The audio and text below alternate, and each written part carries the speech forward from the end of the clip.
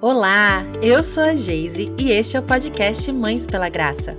Eu acredito que o Evangelho de Cristo impacta todas as áreas da nossa vida, inclusive cada detalhe da maternidade. É sobre isso que eu falo aqui. Que este podcast possa encorajar, confrontar e confortar você na sua jornada. Seja bem-vinda! Você sabia que pode nos ajudar? Existem algumas formas de colaborar com Mães pela Graça. A primeira delas é através da oração. Ore para que possamos ser inspiradas pelo Espírito Santo para continuar produzindo conteúdos edificantes para a glória de Deus e para que este conteúdo chegue ao maior número de lares possível. Você também ajuda ao compartilhar a respeito do que ouve aqui com suas amigas. Envie os episódios para aquela amiga especial e ajude a espalhar a mensagem de graça para outras famílias. Além disso, você pode ser voluntária no MPG e auxiliar com seus dons e talentos caso sinta-se chamada para esta área. Vá na descrição do episódio e clique em Quero Colaborar. Você será levado a um formulário onde encontrará tudo detalhado. Outra forma que você pode contribuir é se tornando uma mantenedora. Todos os conteúdos produzidos aqui são disponibilizados gratuitamente e assim queremos continuar. Para isso, precisamos da sua ajuda. Vá em nosso site e clica em Contribua para saber mais. O link também está na descrição do episódio. Muito obrigada desde já pelo seu interesse em contribuir para o avanço do Reino de Deus através de mães que vivem pela graça.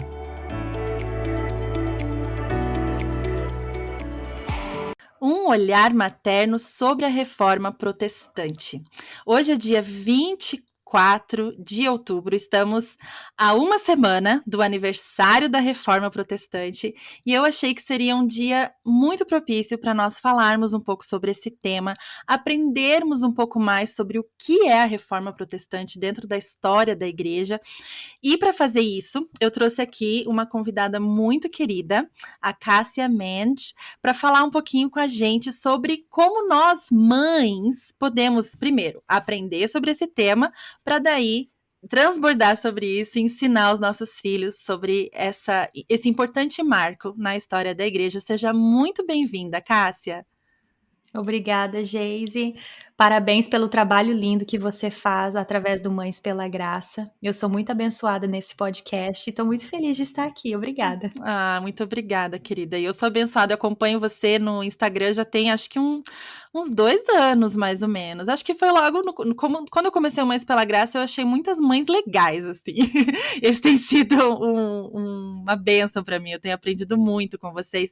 E você tem sido uma fonte de aprendizado para mim. Ano passado, quando chegou a época da reforma, né, você falou sobre esse assunto no Instagram e quando eu pensei nesse tema para a gente conversar no podcast, você foi a primeira pessoa que veio assim na minha cabeça e eu tô muito feliz de você ter aceito o convite.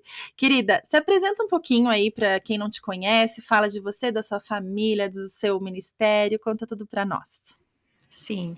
Bom, meu nome é Cássia Mendes, eu sou casada com o John há 5 anos e nós temos 3 filhos do nosso casamento.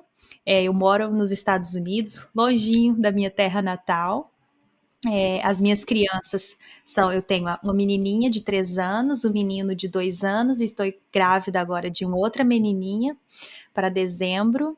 E aqui no meu Instagram, no meu blog, eu geralmente falo sobre as coisas que eu estou aprendendo na maternidade e principalmente, né, com Deus.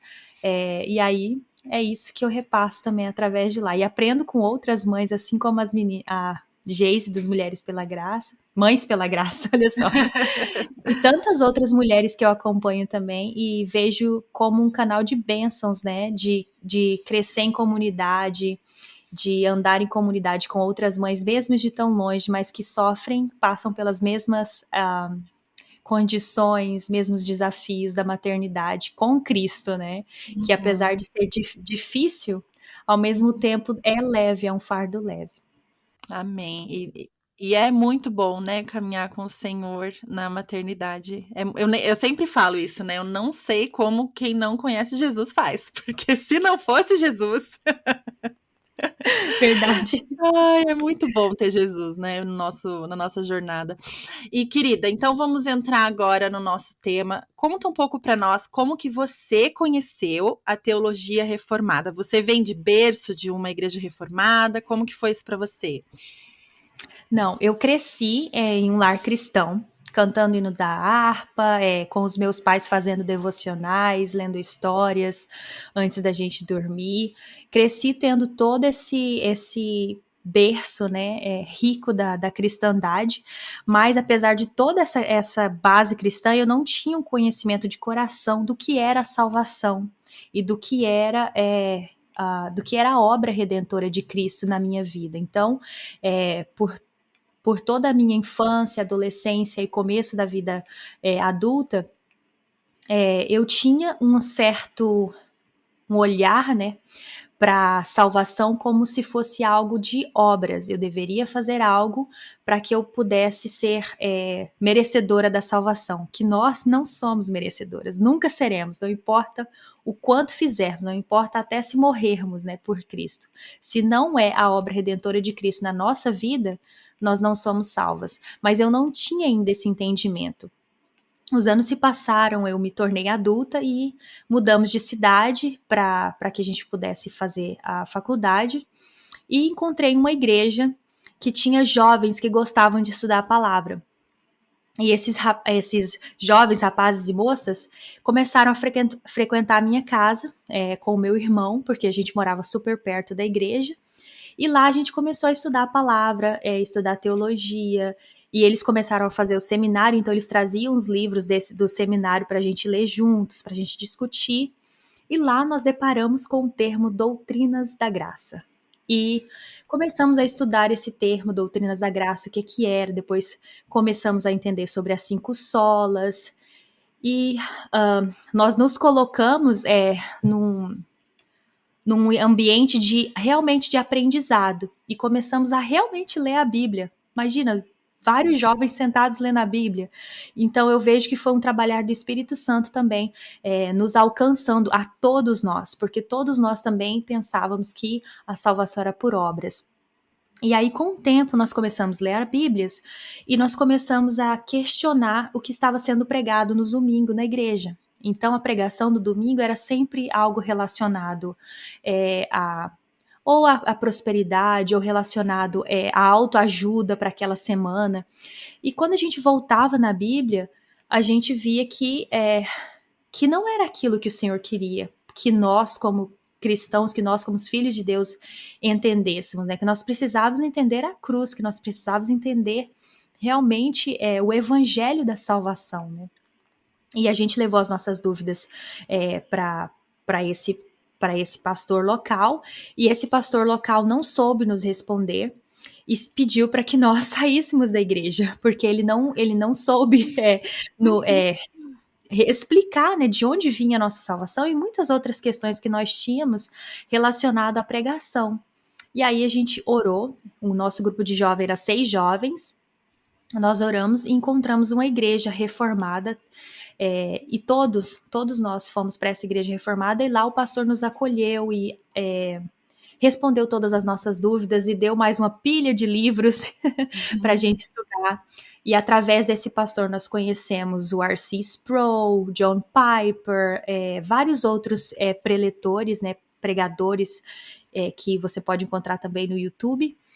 E a gente começou a estudar e aprender até que o Espírito Santo nos convenceu, né, de que sim, todos nós somos pecadores e estamos destituídos da graça de Deus, mas Deus, é a minha frase favorita de Paulo, mas Deus. Mas Deus. É a coisa mais linda. Quando ele coloca isso, já vem expectativa, né? Mas Deus, no seu amor tão grandioso, né, nos chamou e nos escolheu e nos salvou através da obra redentora de Cristo. Então, foi assim, eu considero que a minha conversão foi bem mais lá na frente, eu já na fase quase adulta da minha vida, apesar de todo esse berço cristão. Então, Deus foi muito misericordioso comigo, porque me deu amigos que também gostavam de estudar a palavra, né? Então, nós juntos crescemos nessa caminhada. Então, minha conversão foi assim. Não foi de um dia para a noite. Não sei te dizer, foi tal dia, tal hora. Mas foi um processo, sabe? Um processo que eu valorizo muito. Coisa linda, como Deus, né, trabalha na nossa vida. Agora, para quem está ouvindo e pensando, tá, o que que é esse negócio de reformado, teologia reformada, eu não entendo muito desse assunto. Eu queria que você nos contasse, assim, resumidamente, né, porque a gente não tem 10 horas aqui para esse episódio, você contar para nós um pouco sobre a história da Reforma Protestante, né, dessa importância mesmo para a história da igreja. Conta aí para nós, Cássia.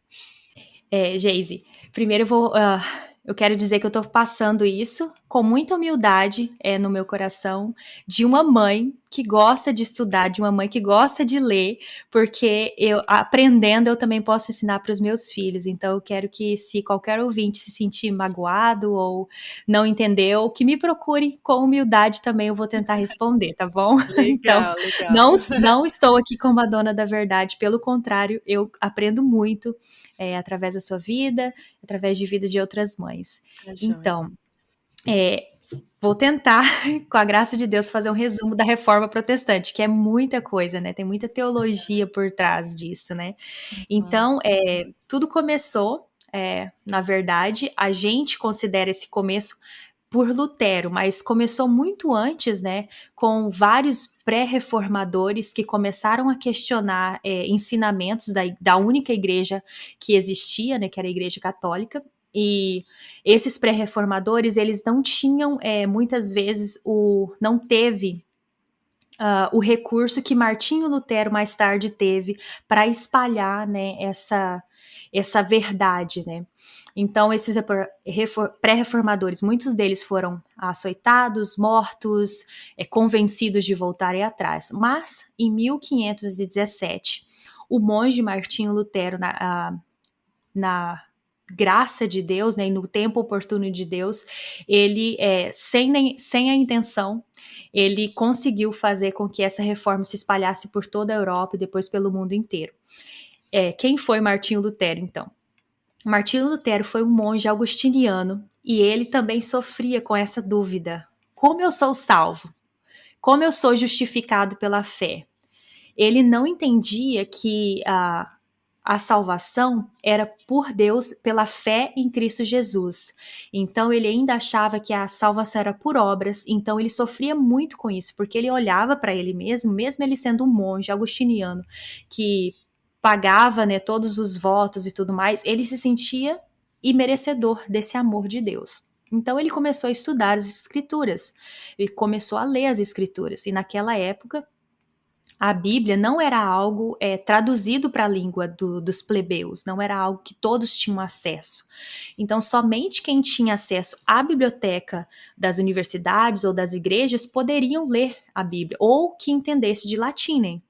Então, Martinho Lutero começou a estudar, e ele encontrou a passagem em Romanos 9, que fala que a justificação é pela fé. E aí ele começou a questionar, né, mais e mais, buscando a resposta na palavra de Deus. E em 1517, um outro monge começou a vender indulgências perto da cidade onde Martinho Lutero era oficial daquela igreja, né?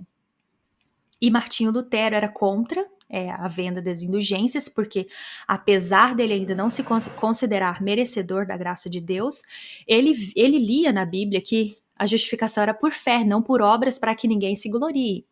Então, ele, muito nervoso, né, com essa situação de que eles estavam vendendo indulgências para que pessoas simples e muitas vezes sem condições financeiras de gastar o próprio alimento do mês, estavam comprando, né, a salvação, e chegava nele e falava: olha, Martinho, agora eu posso pecar a vida inteira, porque eu já comprei minha salvação, já garanti a minha salvação. E ele falava, mas não é assim. Então ele escreveu uma série de críticas, e ele decidiu colocar essas críticas na porta do castelo de Wittenberg. E por que ele fez isso? E por que ele escolheu essa data, 31 de outubro?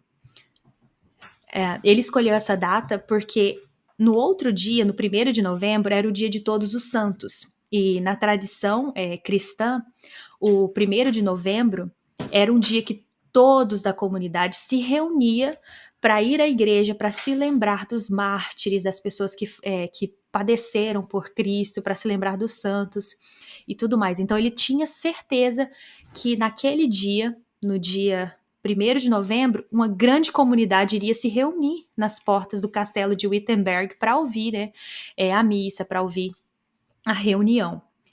Ele pregou, então, essas críticas que mais tarde foram chamadas de 95 teses, e essas críticas eram basicamente mostrando nas escrituras o porquê que as indulgências não era correta, não era a palavra correta, que na verdade o termo indulgência foi uma tradução errada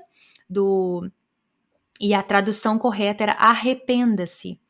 Então ele levou essas críticas para que o colegiado, porque além dele ser o padre daquela instituição, ele também era o professor dessa universidade de Wittenberg, para que o colegiado sentasse junto e começassem a ler, a discutir novamente.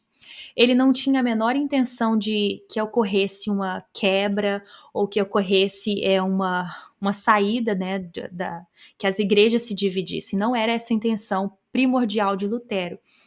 E no tempo perfeito de Deus, as pessoas leram essa tese e bem naquela época havia sido inventado a prensa de Gutenberg. Então, alguém pegou essas críticas e começou a fazer cópias, imprimir e espalhar para as outras pessoas, né, outros colegiados, outras comunidades. E em menos de uma semana, esse documento que ele havia escrito, ao invés das pessoas discutirem em privado e tal, estava todo espalhado pela Europa. Então, as pessoas então começaram a clamar, né, e a pedir mais estudos sobre isso.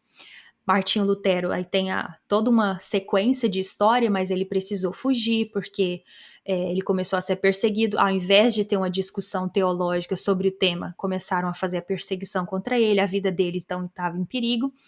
Então, alguns anos depois, ele conseguiu ser protegido pelos amigos dele e ele ficou num castelo, acho que é Wartenberg, não vou saber falar porque é alemão. E lá nesse castelo, ele começou a traduzir a Bíblia. Então, a Bíblia que era somente no latim, somente para o alto clero ou para aquelas pessoas que tinham condições de aprender o latim, ele começou a traduzir para o alemão popular, ou seja, as pessoas da plebeus que sabiam ler ou que conheciam alguém que poderia ler a Bíblia para eles, começaram a ter acesso a essa riqueza. Então, imagina, a era da escuridão, né? De repente chega a Bíblia, a luz, né? A verdade, a fonte de vida. Então as pessoas começaram a ser convencidas pela palavra de Deus. Então é por isso que mais à frente, quando começa então a se formar, quando ele começa a escrever, né, as próprias teses, né, e baseada na Bíblia, se conhecido, então, a reforma protestante desse começo como a reforma das 5 solas, que é quando eles colocam, sola significa somente, que é quando eles se colocam o que a fé deveria ser baseada. Então, as 5 solas são sola escritura, somente pelas escrituras, ou seja, aqui o que ele dizia, nada que seja a parte das escrituras deve ser considerado como verdade absoluta acima das escrituras, ou seja, a nossa fonte da verdade é somente a Bíblia, e somente nela. Nada que alguém possa dizer a mais ou a menos que não esteja nas escrituras deve ser considerado. A segunda é somente pela graça, sola gratia, ou seja, somente pela graça nós temos acesso a Cristo, nós temos acesso ao Pai, e por essa graça que nós somos convencidos, né, dos nossos pecados e que nós temos a nossa fé, então, plantada em nós e nós podemos, então, sermos salvos, né? Solos Christus, somente por Cristo, não é por indulgência, não é por obras, não é por mérito próprio, mas somente por Cristo nós temos a salvação. Sola fide, somente pela fé, novamente, não é por obras, não é por qualquer outra questão, não é por status social, mas simplesmente somente pela fé nós podemos encontrar salvação. E tudo isso é somente para a glória de Deus, que é a quinta sola, soli Deo glória. Então, basicamente, resumindo, essa foi a tese, né, de Lutero e de outros reformadores antes dele e após ele também. Mas nós consideramos a reforma protestante como acontecida no dia 31 de outubro de 1517 por conta da expansão que essas teses gerou, né, por conta da proporção que ela chegou, né. Mas antes dele houve pré-reformadores e após ele houve também reformadores. Mas nós escolhemos a igreja cristã escolheu essa data como um marco realmente. O R.C. Sproul, ele fala que o Martinho Lutero é considerado como que ele fala? Um vulcão, né? Um vulcão que não houve outro na história depois do Pentecoste, né? Porque o que realmente aconteceu naquele dia mudou a história do mundo, mudou a história não somente da igreja, né? Mas mudou a história de como as pessoas têm acesso à Bíblia, de como as pessoas têm acesso à educação e tudo mais, apesar de que essa não era a intenção dele. A intenção dele era olhar as escrituras, né? Olha aqui as escrituras, vamos voltar para elas. E graças a Deus que o Senhor usou esse homem simples, simples não, ele era muito culto, mas que Deus usou esse homem para trazer luz, né, a verdades que estavam escondidas da população, verdade que estava escondida a nós. Hoje nós não teríamos acesso à nossa Bíblia se não fosse pela obra que o Espírito Santo fez através da vida desse homem. Amém. Que bênção, né? Que história linda. E o que tudo isso tem a ver com a nossa vivência de maternidade, né? A gente quer falar um pouquinho sobre esse olhar materno na reforma protestante, né? O que tudo isso que você falou faz de diferença no nosso dia a dia aí de mães, educando crianças, tentando aí fazer todo mundo sobreviver e ainda pôr no caminho do Senhor. Como que isso nos afeta hoje? Essa é a minha pergunta. Eu acho que ela nos dá segurança, né? Entender a reforma protestante, entender a nossa história, nos dá a segurança de saber que a Bíblia tem autoridade suprema a todas as sabedorias e filosofias que nós, como mães, vamos vivenciar no decorrer da vida dos nossos filhos. Então, não importa o que irá chegar nos nossos ouvidos, né? Se vai chegar, você não pode usar chupeta. Não, você precisa usar chupeta. Ou, não, você precisa amamentar até os 5 anos de idade. Não, até 1 ano de idade tá bom. A gente ouve tantas coisas, né? Filosofias e tudo mais. Precisa ensinar nesse método. Ou não, nesse método. Ou você precisa fazer homeschooling. Não, você precisa mandar ele para a escola aos 4 anos.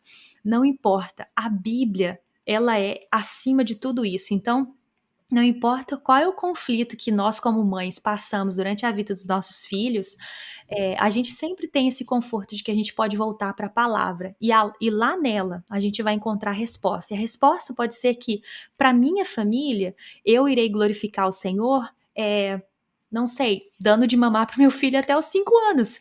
Pode ser que não, pode ser que seja um orgulho do meu coração e eu não irei glorificar o Senhor fazendo isso, mas eu irei glorificar o Senhor fazendo o meu melhor, por exemplo, dando a mamar até os 6 meses de idade, e depois eu posso usar a mamadeira, sabe? Então, tudo, as coisas mais simples da nossa vida deve ser pautada pela palavra. Como que isso está glorificando ao meu Senhor? Como que eu estou fazendo isso por amor a Ele? Não é uma obediência com medo, não é uma obediência temerosa, mas é uma obediência de amor, né? Ao Senhor. Então, acho que ter acesso a esse conhecimento vivo na nossa língua é algo grandioso e poder também ler a palavra de Deus para os nossos filhos todos os dias, mesmo que, mas ele não entende, ele só tem 2 anos de idade, ele só tem 1 ano de idade, será que ele entende? Não se pergunte isso. Entenda que o Espírito Santo chamou todos, né? Ele chamou a todos, principalmente Jesus, né? Deixai vir a mim as crianças, não as impeçam. Então, nós como mães podemos ter esse conforto e essa segurança absoluta de que não importa se a gente não está vendo resultado. O Espírito Uhum. Santo está lá trabalhando nesses pequenos momentos, né?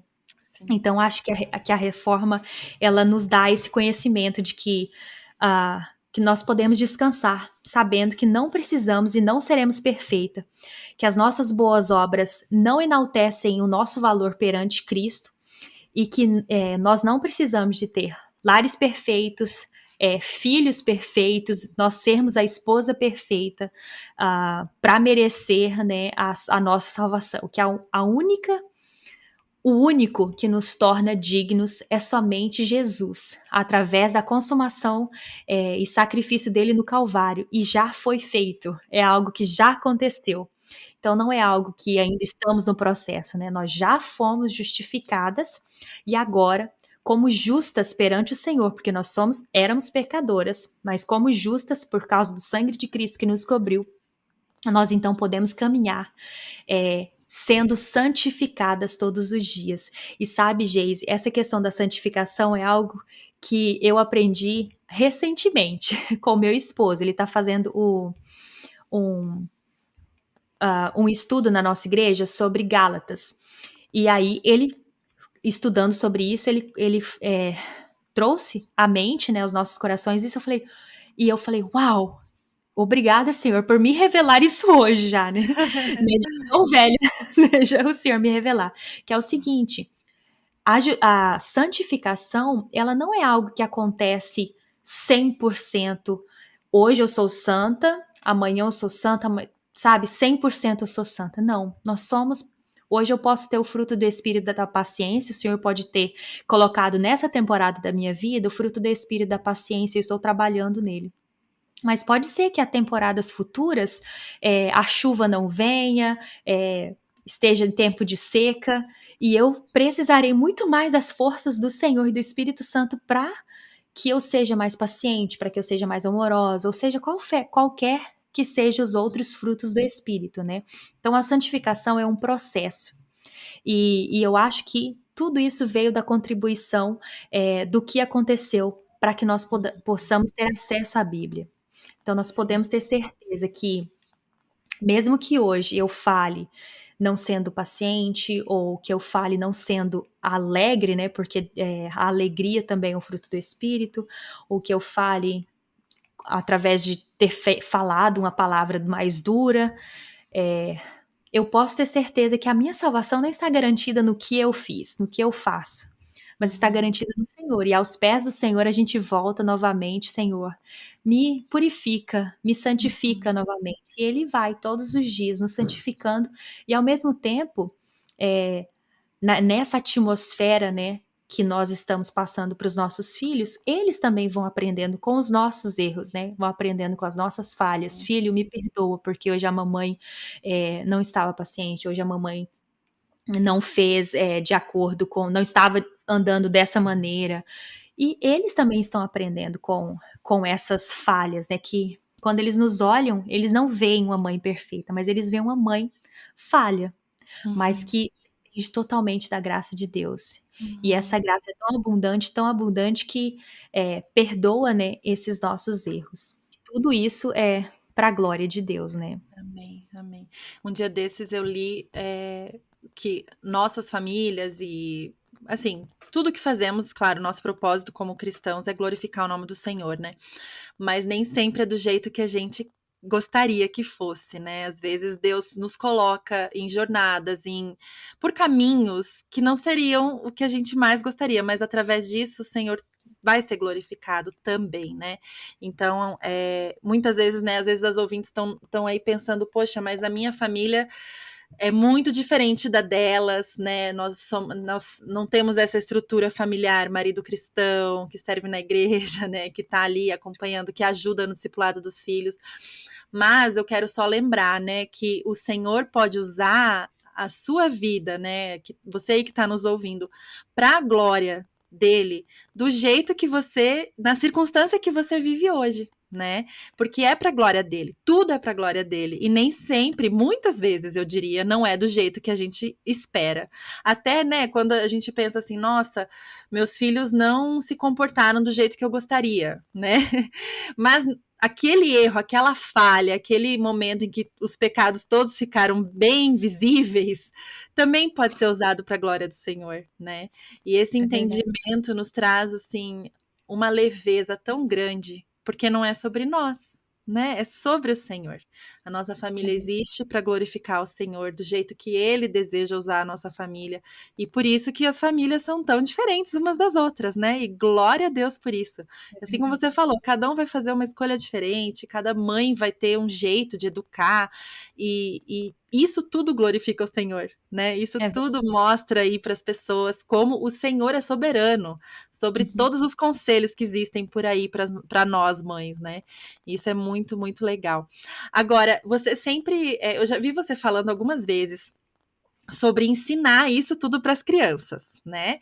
E então eu queria que você falasse um pouquinho para nós, assim, primeiro, qual que é a importância de ensinar? Porque eu, assim como você, também só fui aprender sobre essas coisas bem mais para frente na vida, né? Assim, mais perto de ser mãe, no caso, sabe? Então, assim, e hoje eu vejo, assim, como faltou algumas coisas assim, eu tenho mais dificuldade de entender depois de adulta, né? Então, por que que é legal a gente já desde agora, assim, desde pequenininhos, ir ensinando sobre todos esses detalhes, Cássia? Porque ela é a nossa história, né, Geise? Ela é aquilo que nos ancora à irmandade cristã. Então, como nós estamos ancorados, então, nessa igreja do passado, do presente e a igreja ainda que virá depois de nós, quando nós não estivermos aqui. Entender essa história, entender que nós estamos na linha do tempo dessa história, é importante. Também colocar aos nossos filhos que eles também se fazem presentes lá, sabe? Que eles também fazem Uhum, parte do corpo de Cristo, que eles também são filhos da graça. É importante também para que eles conheçam a própria história, para também caminhar no mundo, sendo uhum, luz, levando a luz e defendendo a própria fé também, né? uhum, Então, uhum, é muito importante que nós possamos mostrar para os nossos filhos os exemplos desses irmãos destemidos, né, que se levantaram para defender a palavra do Senhor, né, e que mesmo nós, nos nossos momentos cotidianos simples, né, trocando a fralda, fazendo o almoço, lavando a louça, seja qual for, que os nossos filhos também sejam evangelizados por nós. Eu sempre falo que nós, como mães, temos um campo missionário maravilhoso e lindo, que é o uhum. nosso lar. Nós não precisamos ir para a África. Se o Senhor te chamou para ir, vá. Mas para as mães, muitas vezes, o nosso campo missionário é aquele bebezinho que está aprendendo a andar ainda, aquela criança que precisa da sua ajuda para ir ao banheiro, é aquela criança que acorda no meio da madrugada doente. Elas são o nosso campo missionário, né? Então a gente não pode perder a oportunidade de a todo momento eh, destacar a importância de Cristo. Não destacando, como você falou, esperando o momento perfeito. Eu preciso me sentar na sala, com todos eles sentadinhos, com a mãozinha dobrada, né, com o joelhinho dobrado, segurando as mãozinhas para orar.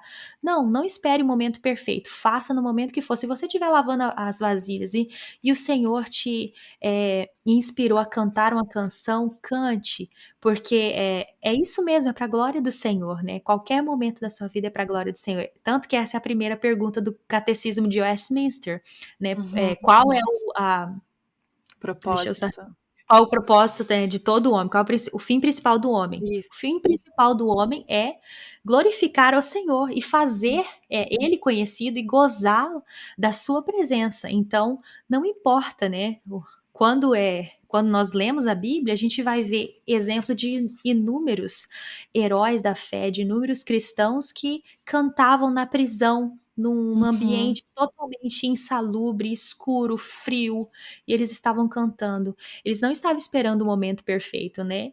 E se a gente for uhum. parar para pensar, a gente como mãe não tem um momento perfeito, não. Todos os momentos é cheios de interrupções. E essas interrupções são maravilhosas, porque está lá. Lembra da nossa santificação, dos frutos do Espírito? Está trabalhando cada uma delas em nós, né? Está atrapalhando o amor, a fé, o zelo, a alegria, benignidade, tudo isso estamos sendo trabalhados. Como nós iremos aprender se nós não estamos sendo desafiadas, né? Se nós não estamos sendo a todo momento puxadas e moldadas, né, pelo Espírito Santo. Uhum. Então, ao ensinar, nós também aprendemos, Geise. Uh. E eu não sei se você tem essa sensação, mas eu tenho a sensação de que quando eu passo, que eu conheço, eu fixo ainda mais aquilo no meu Muito. coração. E muitas vezes o Espírito Santo revela coisas ao meu coração, ou me mostra o seu amor, a sua graça, por coisas simples que acontecem na vida com as minhas crianças, com os meus filhos, né? De exemplos eu posso contar da minha filhinha, que ama cantar. Então, a primeira vez que ela cantou Castelo Forte, que é o hino da Reforma, pequenininha, sem saber ainda continuar as palavras, o Espírito Santo falou grandemente ao meu coração. E ela nem sabia formular as palavras direitos ainda. Mas é da boca desses pequeninos, né, que sai o perfeito louvor. E nós podemos aprender com eles também, né? Então não é porque que nós podemos ler, podemos estudar, que nós não estamos aprendendo com essas crianças. Elas também são pessoas. E o Espírito Santo, ele trabalha na vida delas, assim como trabalha na nossa, da mesma maneira, né? Não tem essa distinção. Que legal. E agora, essa semana é a semana pré-aniversário da Reforma, né? A gente comemora a Reforma na segunda-feira da semana que vem, para quem estiver ouvindo o episódio no dia de lançamento, né? Então, eu queria que você nos ajudasse a pensar em como a gente pode, então, incluir esse ensino da história da igreja, da Reforma Protestante, né, nos nossos devocionais, nos momentos que a gente está aí ministrando aos nossos filhos. Como a gente pode ensinar para os pequeninos coisas tão complexas e grandiosas? Você não precisa pegar as institutas e começar a ensinar para ele. Você pode começar de jeito simples, né? Começar com o que você tem, com o que você tem disponibilidade. Você tem um inário? Então, comece cantando o hino Castelo Forte, por exemplo, de manhã, que é o hino da Reforma, baseado no Salmos 46. O Senhor é meu refúgio e fortaleza, socorro bem presente na angústia. Comece ensinando esse hino para sua criança. Todos os dias cante. Temos ainda alguns dias até a Reforma Protestante. Cante esse hino com eles. Ensine, né, as palavras mais difíceis. Esse hino acho que tem mais de 80 versões no português, então tem muitas versões fáceis, mais difíceis, que você pode cantar com ele, versão mais contemporânea, versão mais do hino, né, mais tradicional. Outra forma, você pode tentar memorizar os Salmos 46, né, que é um salmo que fala da proteção do nosso Senhor em tempos de adversidade, né, e quando Martinho escreveu o hino Castelo Forte, ele estava passando por essas perseguições, né, de vida, mas também nós, como mães, passamos por perseguições, seja pela nossa fé como cristã, ou seja pelas nossas escolhas como mães, ou qualquer outro tipo de perseguição, como você falou, né? Cada família tem uma realidade diferente, né? E cada mãe tem um desafio, uma forma como Deus chamou para moldá-la e lapidá-la diferente. Então, podemos memorizar os Salmos 46. Eu coloquei também aprender as 5 solas e colocar também nessas 5 solas os versículos que foram baseadas essas 5 solas. E é isso, acho que dá para a gente fazer bastante coisa. E tem vários estudos gratuitos, outros pagos também que você pode encontrar. Uma riqueza de materiais sobre a Reforma Protestante, se você deseja fazer. E Junto você com tem um material, né, Cássia, que você lançou recentemente. Fala um pouquinho para nós sobre o teu material. O nome do meu material deixa eu só ver, porque eu acho que eu mudei. Eu acho que é Justificados pela Fé. Conta sobre a história da Reforma Protestante, né? E são 5 dias de estudos. Cada dia eu escrevi um devocional. Desde o começo do que é a Reforma, depois passando pela dieta de Worms, que é quando o Martinho Lutero se põe diante dos delegados, né, da alta cúpula, para defender ou não os seus escritos. Tem um estudo do hino Castelo Forte, dos Salmos 46, e também tem um estudo de Bach, que é baseado no hino Castelo Forte. Então, são 5 dias de estudos que você pode fazer todos os dias como devocional, ou se você achar que está muito pesado, que é muita coisa para fazer, que você tem criança pequena, eu tenho criança pequena, geralmente eu a longo mais Uhum. do que 5 dias. Então eu faço essa leitura em mais Uhum. dias, conforme Uhum. a interesse das minhas crianças. Tem muitos livros também, Geise, Uhum. graças a Deus nós temos acesso a isso, sabe, livros até que são gratuitos, que Uhum. você pode estudar sobre a vida de Martinho Lutero e tantos outros também, né. Posso Uhum. citar Zwinglio, John Hus, João Calvino, Uhum. e vários outros reformadores também que trouxeram, o foco das boas obras, tiraram o foco das boas obras e trouxeram para as escrituras, né. E Uhum. podemos estudar isso no decorrer do ano inteiro como um exemplo de irmãos, de heróis da fé, de coragem, né, Uhum. eh, Sim. sobre a vida dos nossos filhos, né, dando exemplo para a vida dos nossos filhos. Perfeito. Eu até ia falar justamente isso, né? A gente, claro, aproveita o calendário, né, e as datas para focar em temas específicos, né? Eu já comentei aqui com vocês sobre o calendário cristão e os temas que a gente gosta de trabalhar e tal. E claro, uma data como essa na história da igreja é um momento muito propício para a gente trabalhar esse tema com as crianças, mas nada nos impede de trabalhar sobre isso em outras épocas, outros momentos, e ir trabalhando esse assunto, né? Às vezes tem uma criança aí um pouquinho maior que já sabe ler e fica muito interessada em biografias, né, Cássia?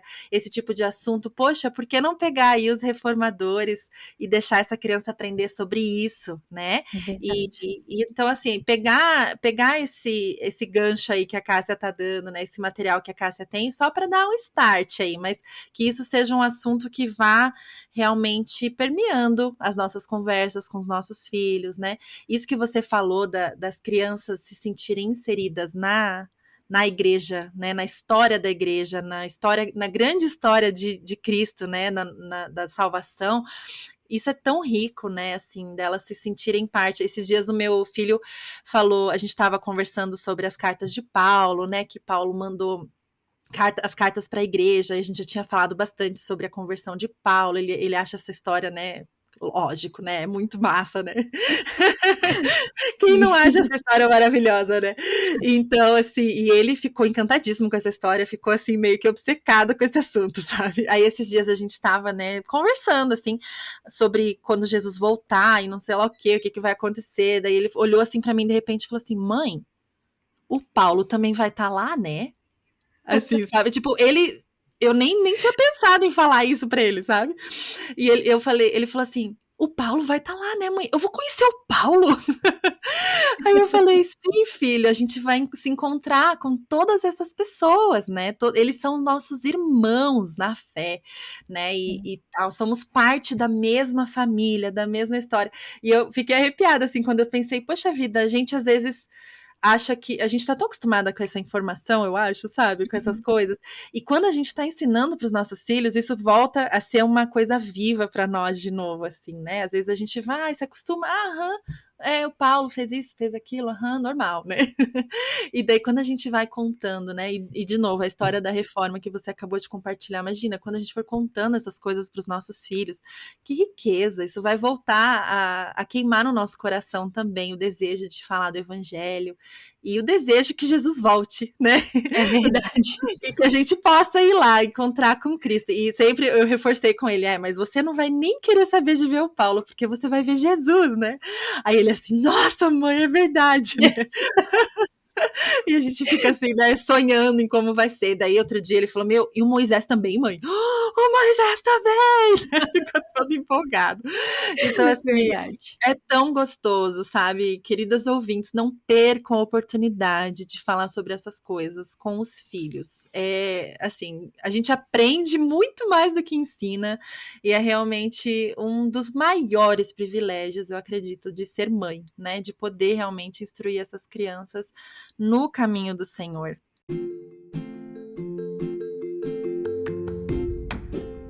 Dica de mãe. Querida, agora eu quero uma dica. Diga para nós aí a dica de mãe de Cássia Mendes. Então, vou falar uma dica que eu tô fazendo, durante já tem quase 2 semanas que eu tô fazendo esse mesmo quase café da manhã todos os dias, que é super simples, mas tão delicioso e saboroso. Aqui na América, nós estamos no outono, E aqui no outono tem colheita de maçãs. Então, as maçãs agora, nessa época, estão muito saborosas, estão muito, sabe, frescas e docinhas. Então, eu comecei a fazer o seguinte, eu corto a maçã, é uma dica de mãe, gente, de café da manhã de mãe. Mas minhas crianças amam. Corta a maçã nos pedacinhos pequenos, né, do tamanho que você acha conveniente para sua criança, e carameliza ela na manteiga com canela. E aí você deixa ela caramelizar, e se você tiver um pouquinho de baunilha, se você puder colocar um pouquinho só de baunilha, você coloca. E aí você come ou com panquecas, ou com waffles, ou com a aveia também, mas fica uma delícia e não precisa de açúcar, não precisa de nada, porque fica muito... Eu acho que a canela dá sabe, uma acentuada no gosto da maçã. Então, a minha dica é essa, faça e depois comenta. As minhas crianças, quando eu faço de manhã, ela já acorda. Mamãe, o que você fez pra mim? Elas sentem o cheiro, né? E já acordam todas animadas. Então, minha dica. Que delícia. Que delícia, às vezes a gente quer mesmo, né, um café da manhã mais quentinho, assim, não só o de sempre, né? Gostei muito dessa dica, eu já vou fazer amanhã. E olha, eu sou privilegiada, porque estamos gravando esse episódio no início de outubro, vocês estão ouvindo só no final. Eu já vou ter feito várias maçãs caramelizadas para os meus filhos. Ah, querida, eu quero te agradecer de todo o meu coração, viu, por você ter aceitado o meu convite e por ter compartilhado conosco o que você tem aprendido e ministrado aos nossos corações, querida. Conta aí para as nossas ouvintes onde elas podem te encontrar para aprender mais com você. Obrigada, Geise. Eu que sinto assim uma grande honra e alegria de participar de um programa que eu amo ouvir, que estou sempre ouvindo lavando as minhas louças e sou muito edificada, oro sempre pela sua vida, e agradeço muito ao Senhor pela oportunidade e pelo privilégio de estar aqui, mas principalmente eu agradeço, Geise, pelo trabalho que você faz aí no Brasil, que como mães, nós precisamos desse contato e muitas vezes a sua voz é aquela voz do Espírito Santo nos lembrando da palavra, nos lembrando de voltar aos conhecimentos da Escritura, nos lembrando que não somos perfeitas, mas que nós temos Cristo, nos lembrando que tem outras mães que também estão passando por desafios, e ao te ouvir, muitas vezes eu sou desafiada a orar por outras mães que estão passando pelo desafio que muitas vezes eu estou passando, né? E aí eu ouço você falando, citando outros exemplos, trazendo as outras mães, e eu fico muito feliz de saber que Deus está usando, está levantando mulheres, né, dentro dos lares, não somente para ministrar dentro dos lares, mas para ministrar outras casas também, outros lares, alcançar mais vidas. Muito obrigada. Glória a Deus por isso. Obrigada, querida. E o teu Instagram hoje não é mais Cássia Mendes, né? É o Cultura Materna agora, né? Isso. Então fala, e tem o teu blog também, conta para nós. Você pode me encontrar no Cultura Materna, tanto no meu blog, que é www.culturamaterna.com, ou no meu Instagram, Cultura Materna, no final tem 2A. E lá eu compartilho tanto receitas como essas de maçãs caramelizadas, quanto coisas mais teológicas também que eu gosto de aprender e estou compartilhando com as minhas crianças, como os meus devocionais que eu faço junto com os meus filhos ou com meu esposo, e várias outras coisas de mãe que toda mãe gosta de conversar, né? Então eu gosto de ter essa oportunidade de ter uma comunidade, não somente a comunidade da minha igreja, mas a comunidade maior, né? Estamos todas ligadas com Cristo, todas irmãs em Cristo Jesus e uma família. Então, eu gosto de ouvir de outras mães e conversar com outras mães. Então, muito obrigada mais uma vez. E você, ouvinte, não perca a oportunidade de ir lá no @culturamaterna seguir a Cássia, acompanhar os posts dela. Já descobriu o que significa esse termo cultura materna, que já tem um aprendizado para nós aí com esse termo, né? Não deixe de ler os artigos do blog dela, ver os destaques lá, vocês vão aprender bastante coisa. Tem um destaque só sobre a reforma para vocês aí se aprofundarem. Ela deixa vários recursos lá, até músicas para a gente ouvir na Semana da Reforma, né? Então é muito legal mesmo. E você aí que está nos ouvindo e talvez achou que esse tema foi só novidade, tudo novidade, não se preocupe que durante a semana lá no Instagram eu vou falar um pouquinho mais sobre isso. Também vou linkar os recursos da Cássia para vocês procurarem e aprenderem também. E vamos sempre, sempre nos lembrar que dependemos da graça, né? Nós somos mães pela graça. É por isso que Mães pela Graça existe, é por isso que o Cultura Materna existe, porque nós fomos salvas pela graça de Jesus. Então eu desejo a vocês todas uma semana cheia dessa graça. Obrigada por estar por aqui mais uma semana. Acesse o nosso site www.mãespelagraça.com.br para ter acesso a outros conteúdos. E siga-nos no Instagram, no @mãespelagraça, para ficar sempre por dentro das novidades do MPG. Se este episódio encontrou seu coração de alguma forma, por favor me conte. Vamos juntas lembrar de que ser mãe é muito bom, mas ser mãe com Jesus é maravilhoso.